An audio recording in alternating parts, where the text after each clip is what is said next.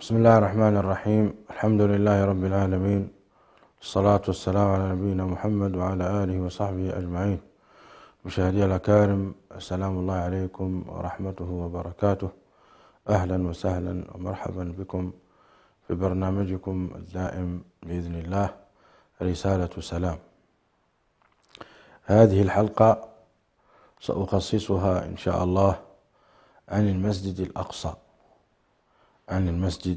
الأقصى، وذلك بسبب انتهاكات اليهود المحتلين على المسجد الأقصى في الليلتين الماضيتين، حيث دخلوا بحذائهم القذر وانتهكوا حرمة بيت المسجد الأقصى، وضربوا المعتكفين وقتلوا بعضهم وعثوا في الأرض فسادا. هؤلاء اليهود المجرمون المنتهكون لحرمات الله عز وجل، الذين لا يرقبون في مؤمن إلا ولا ذمة. سنتحدث عن تاريخهم وعن تاريخ المسجد الأقصى باختصار. المسجد الأقصى هو ثالث قبلة المسلمين، وثاني مسجد أسس في الأرض، وعلى أرجح الأقوال أن الذي بناه هو آدم عليه السلام، حيث بنى المسجد الحرام ثم بنى المسجد الأقصى، وكان بينهما 40 سنة. والمتأمل في هندسة الكعبة المشرفة وهندسة المسجد الأقصى يجد أن بينهما تطابق كبير في الرسم البياني. صحيح أن مساحة المسجد الأقصى 144 دونم، يعني 144 ألف متر مربع، والمسجد الحرام يعني الكعبة المشرفة لا يتجاوز يعني مساحات بسيطة جدا، إلا أن الرسم الهندسي متشابه، مما يؤكد أن الذي بنى المسجد الأقصى هو آدم عليه السلام، وأن هذه كانت مهمته من أجل إعمار الأرض بطاعة الله سبحانه وتعالى وعبادته وذكره جل جلاله. هذا المسجد الأقصى هو مسجد من المساجد العظيمة، ومكانه مقدس، جعل الله عز وجل فيه الخير والبركة، وجعل وبارك حوله، كما قال سبحانه وتعالى: سبحان الذي أسرى بعبده ليلا من المسجد الحرام إلى المسجد الأقصى الذي باركنا حوله.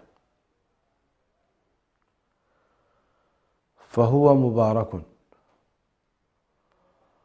ومعنى مبارك أي كثير البركة، بل أن أصل البركة تنطلق منه.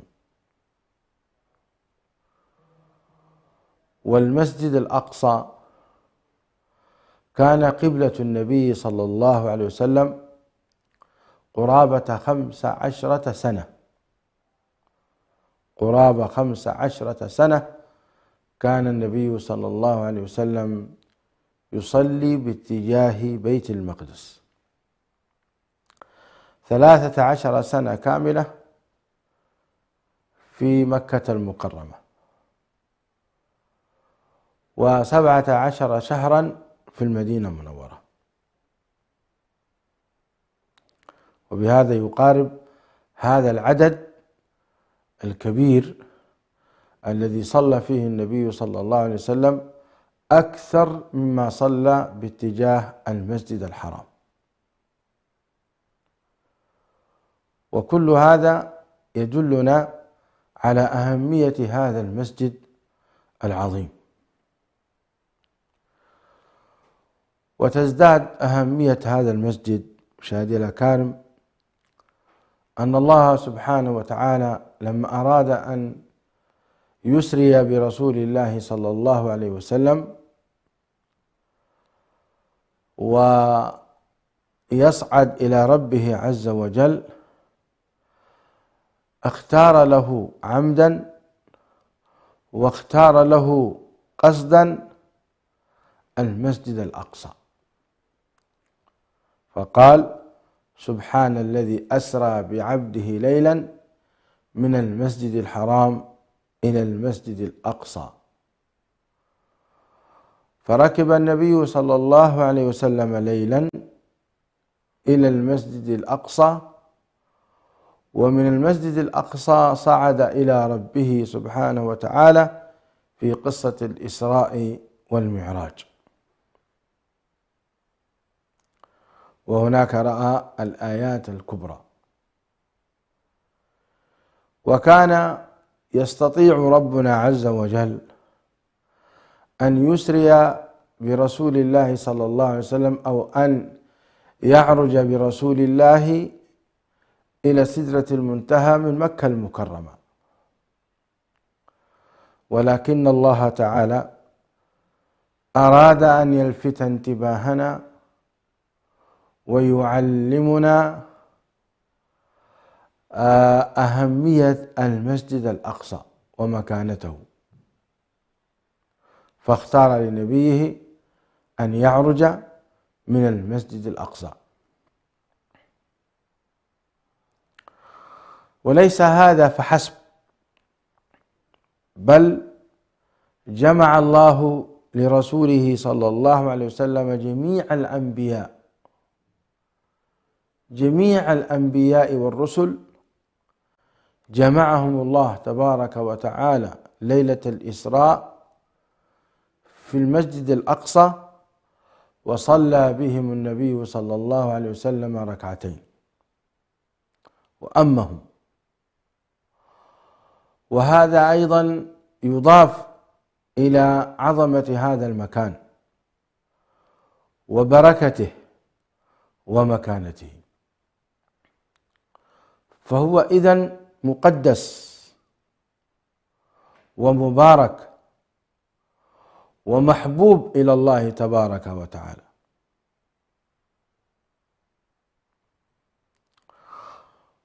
ومما يؤكد أهمية هذا المسجد العظيم قول رسول الله صلى الله عليه وسلم: لا تشد الرحال إلا إلى 3 مساجد: المسجد الحرام، ومسجدي هذا، والمسجد الأقصى.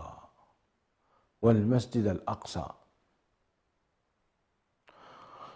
ومعنى الأقصى أي الأبعد، وبينه وبين المسجد الحرام حوالي 1500 كيلومتر، ويقع في دولة فلسطين، هذه الدولة التي شرفها الله عز وجل بوجود هذا المسجد العظيم.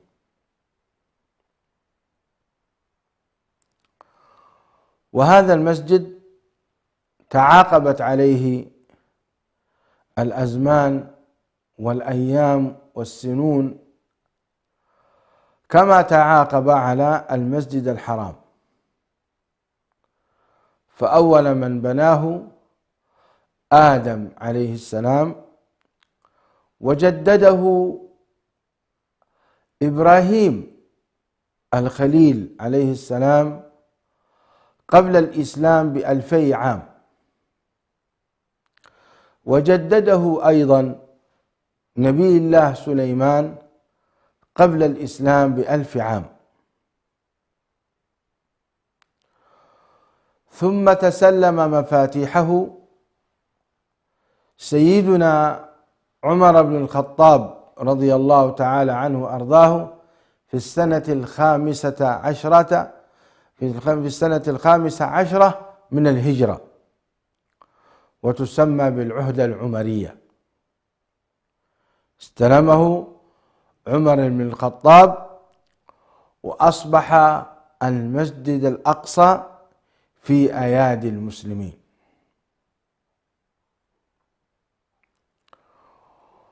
وحصل في البشرية نزاع في هذا المكان المقدس بين اليهود وبين النصارى وبين الفرس وبين المسلمين أيضا. والحق أن هذا المسجد هو حق للمسلمين، لأن الأرض لا يرثها إلا عباد الله الصالحون. واليهود عليهم من الله ما يستحقون، هم فئة قد غضب الله عز وجل عليهم ومقتهم ولعنهم، وتاريخهم أسود منذ أن كانوا مع نبي الله موسى عليه السلام، وقد لعنهم الله كما ذكرت، وسلط عليهم عباده يسومونهم سوء العذاب، وجعل الله عز وجل منهم القردة والخنازير وعبد الطاغوت، ووصفهم أنهم أكالون للسحت، وهم الذين تجرؤوا وسبوا الله تبارك وتعالى إذ قالوا يد الله مغلولة وغلت أيديهم ولعنوا بما قالوا. وهم الذين تجرؤوا فقالوا إن الله فقير ونحن أغنياء، سنكتب ما قالوا وقتلهم الأنبياء بغير حق ونقول ذوقوا عذاب الحريق. هذه الفئة البشرية الضالة المجرمة الخسيسة، انظروا ماذا فعل بهم النبي صلى الله عليه وسلم. لما قاتلهم بخت نصر قبل الإسلام ب350 سنة، تفرقوا في أنحاء العالم، فكان بعضهم قد توجه إلى منطقة يقال لها يثرب، وهذه هي المدينة المنورة. قد قرأوا في كتبهم أن خاتم الأنبياء والمرسلين سيخرج في المدينة المنورة ذات نخل، منطقة تسمى يثرب ذات نخل. فاجتمع بنو قريظة وبنو قينقاع وبنو النضير في المدينة المنورة، وكان قد سبقهم في المدينة قبيلة تسمى العمالقة، وهي قبيلة عربية أصيلة، ولم يكن قد حضر الأوس والخزرج في ذلك الوقت، فقد سبق اليهود الأوس والخزرج، لكنهم لم يسبقوا العرب. فالمدينة المنورة قد سكنها العرب قبل اليهود، فسكن بنو قريظة منتصف المدينة، سكن بنو قينقاع منتصف المدينة، وبنو قريظة في غربي المدينة، وبنو النضير في جنوب المدينة المنورة. والنبي صلى الله عليه وسلم أجلى بنو قينقاع وبنو النضير في حرب دامت بينهم، أجلاهم صلى الله عليه وسلم وأخرجهم من المدينة المنورة، فسكن بعضهم خيبر. وخيبر تبعد عن المدينة المنورة حوالي 200 كيلو شمالا. وبقي في المدينة المنورة بنو قريظة، وكتبوا العهد مع رسول الله صلى الله عليه وسلم أن يقاتلوا معه تجاه أي عدو يجتاح المدينة، ووقعوا على اتفاقية كان مجموع بنودها 38 بندا،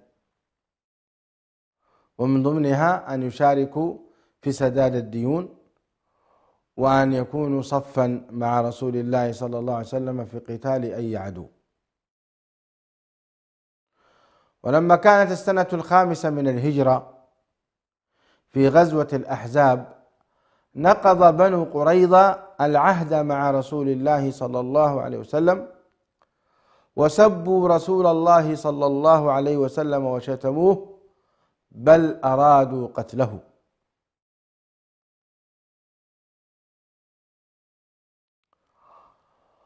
ومن ثم قامت المعركة في غزوة الأحزاب سنة 5 من الهجرة النبوية الشريفة،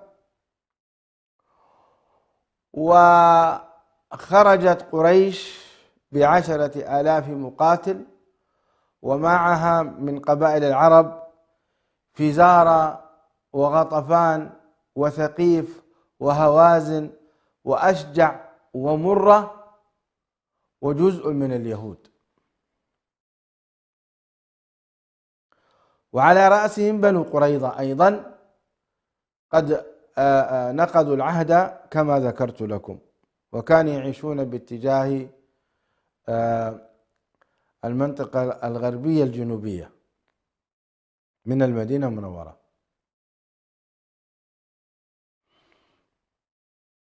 وبالرغم أنهم يجدون في كتبهم وصف رسول الله صلى الله عليه وسلم كما قال تعالى: يعرفونه كما يعرفون أبناءهم، إلا أنهم كفروا به ولم يؤمنوا برسالته، وحسدوه وبغضوه صلى الله عليه وسلم ظلما وعدوانا. ومع ذلك حاول عليه الصلاة والسلام أن يعيش معهم، أن يتعايش معهم بأمن وسلام. فلما نقضوا العهد وأرسل الله عز وجل ريحا وجنودا لم يراها الصحابة،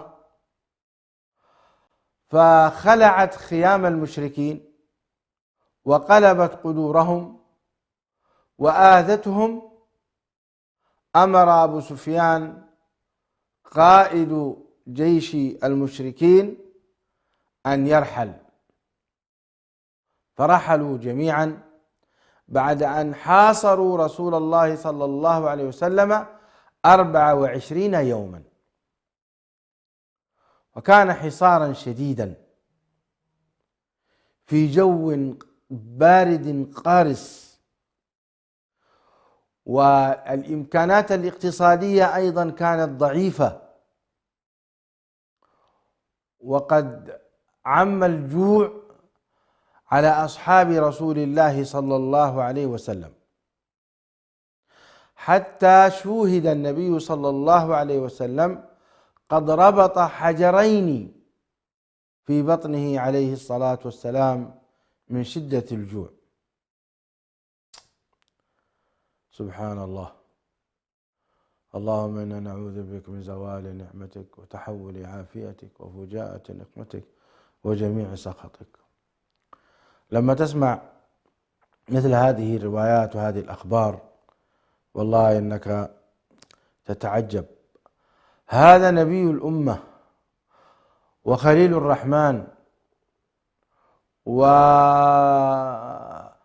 له من مكانة عظيمة، يربط حجرين في بطنه من أجل أن يسد ألم الجوع.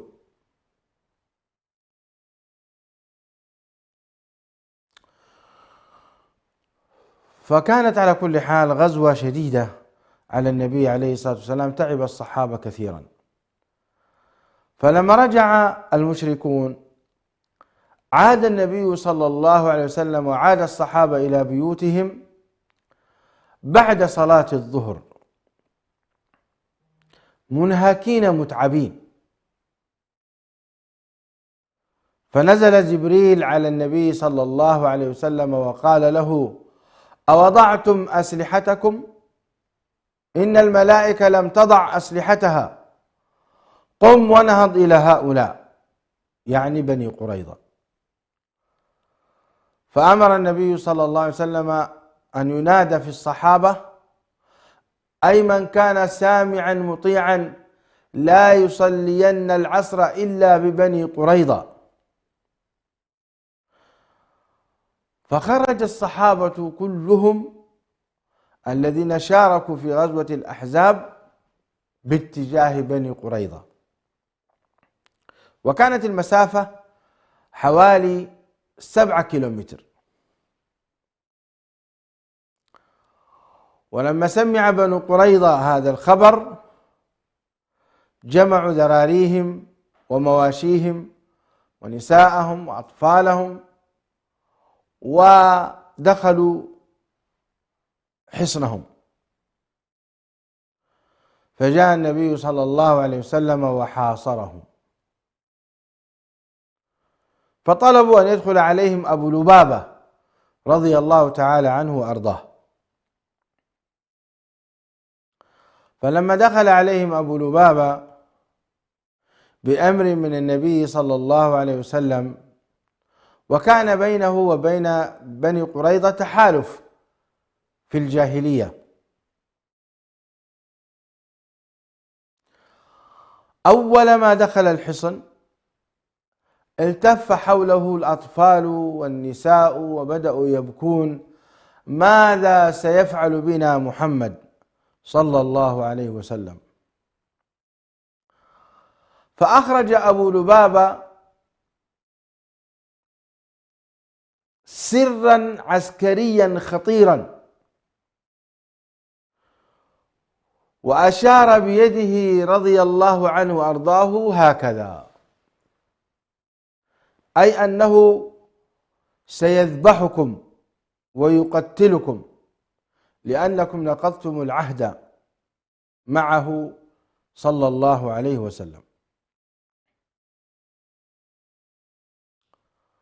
ثم ما إن أنزل يده حتى علم أنه خان الله ورسوله، وأنه أخرج سرا عسكريا خطيرا ما كان له أن يخرج.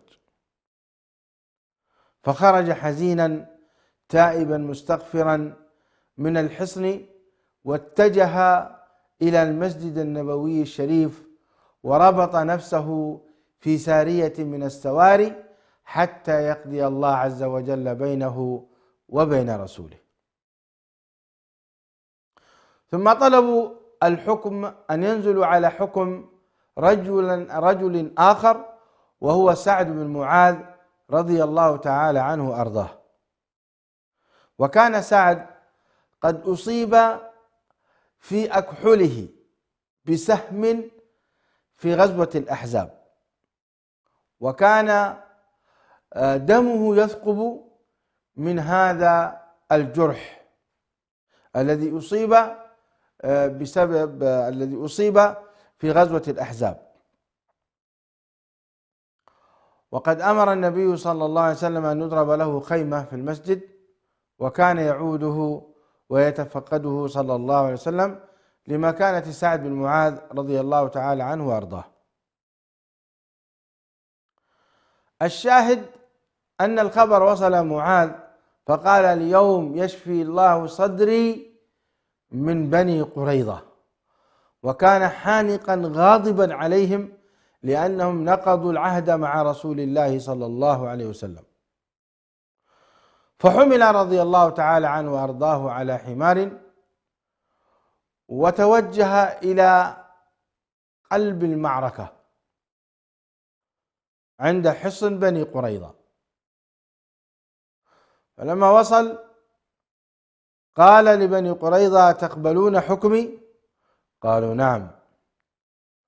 وقال للنبي صلى الله عليه وسلم: أيقبل حكم من ها هنا؟ احتراما لجناب رسول الله صلى الله عليه وسلم. فقال له النبي صلى الله عليه وسلم: نعم، نقبل حكمك. قال: أحكم أن تقتل مقاتليهم وتسبى ذراريهم ويتم أطفالهم.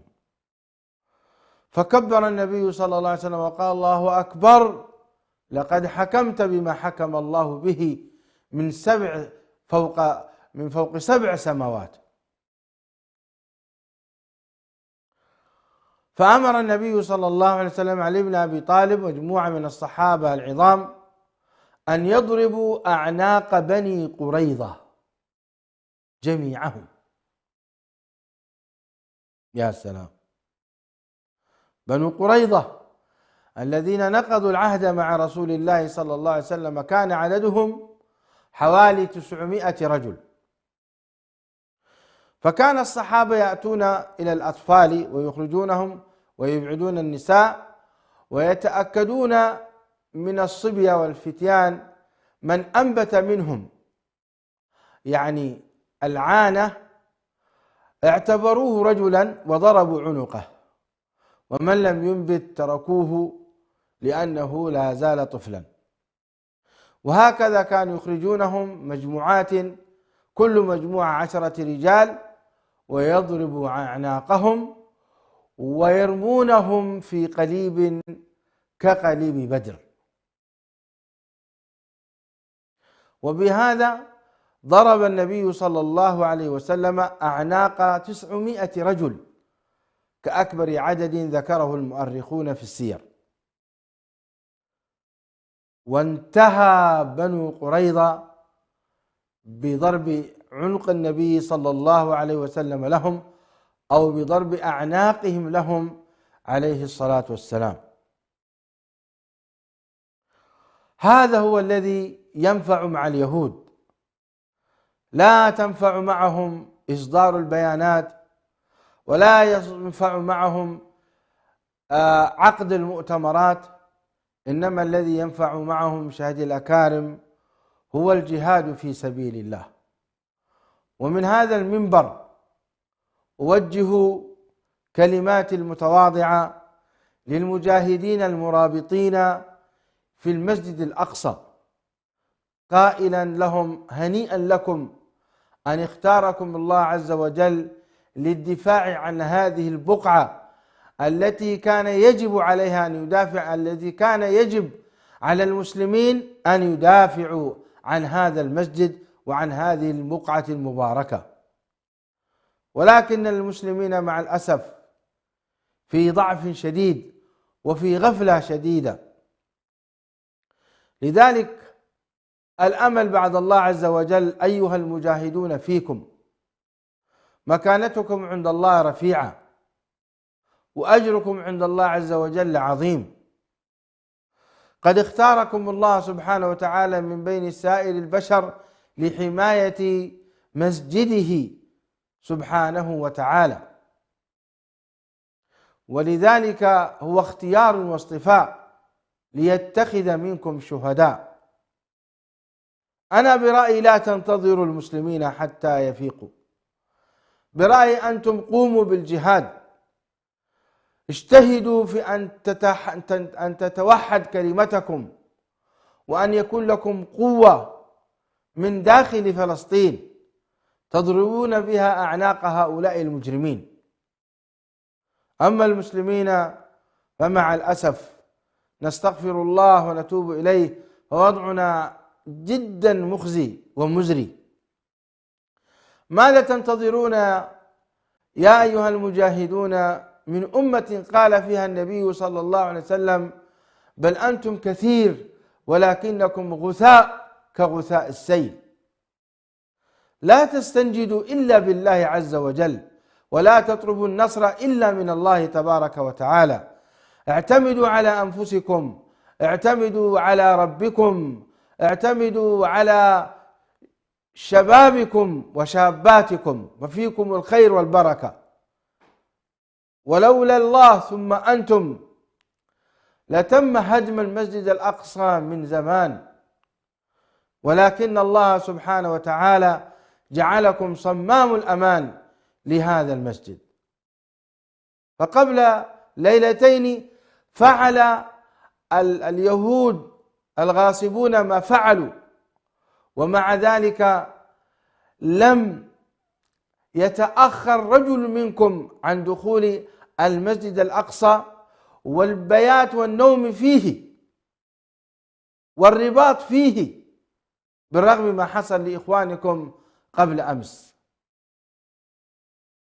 فالحمد لله الذي أوجد من أمة محمد من يدافع عن هذا المسجد بشجاعة وقوة وإقبال، رجالا ونساء. أي فضل هذا والله. أما إنكم تنتظرون الدعم من المسلمين أو من حكام المسلمين، فهذا والله في هذه الآونة بعيد. أنتم الذين تصنعون الجهاد وتصنعون الخير وتصنعون ضرب عنق هؤلاء المجرمين. أسأل الله تبارك وتعالى أن ينصركم، وأن يربط على قلوبكم، وأن يثبت أقدامكم، وأن يهيئ لكم سبل الجهاد في سبيل الله، وأن يوفقكم وينصركم على عدوكم وعلى عدونا. أما نحن فنستغفر الله ونتوب إليه على ضعفنا. أكثر من 2 بشر من المسلمين يقفون متفرجين فيما يحصل على أعظم بقعة بعد المسجد الحرام والمسجد النبوي الشريف، وهي ملك لهم وليس ملك الفلسطينيين فحسب. وإنا لله وإنا إليه راجعون. والله غالب على أمره ولكن أكثر الناس لا يعلمون. اللهم صل وسلم وبارك وأنعم على نبينا محمد وعلى آله وصحبه أجمعين.